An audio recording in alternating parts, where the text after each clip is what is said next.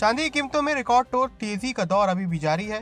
भारतीय बाजारों में 3 लाख रुपए से ज्यादा की कीमत पहुंच चुकी है। इसी बीच दिग्गज निवेशक और रिच डैड और पुअर डैड किताब के लेखक रॉबर्ट कियोसाकी ने एक बार फिर से सिल्वर पर बड़ी चेतावनी दी है। उनके मुताबिक सिल्वर में तेजी एक बड़े ग्लोबल शिफ्ट का हिस्सा है, क्योंकि दुनिया के 3 बड़े देश भारत, चाइना और रशिया धड़ल्ले से चांदी खरीद रहे हैं। ये खरीदारी सिर्फ निवेश नहीं बल्कि एक बड़ी तैयारी का संकेत है। कियोसाकी के अनुसार ये देश 21वीं सदी के सबसे अहम मेटल यानी चांदी को इसलिए जमा कर रहे हैं क्योंकि इसकी सप्लाई अब बेहद कम हो रही है। दुनिया भर का डॉलर पर भरोसा कम हो रहा है। जब सरकारें किसी मेटल के लिए आपस में होड़ करती हैं तो ये सट्टा नहीं है बल्कि ये सर्वाइवल की लड़ाई है। गोल्ड को भले ही रिजर्व के तौर पर काउंट किया जाता हो और इसे देश के रिजर्व बैंक भी खरीद रहे हो, लेकिन सिल्वर की प्रॉब्लम इससे भी बड़ी है, क्योंकि सिल्वर दोबारा रिसाइकिल नहीं किया जा सकता और इसका इंडस्ट्रियल यूज बेहद ज्यादा है। इसी वजह से दुनिया में चांदी की सप्लाई धीरे धीरे कम हो रही है।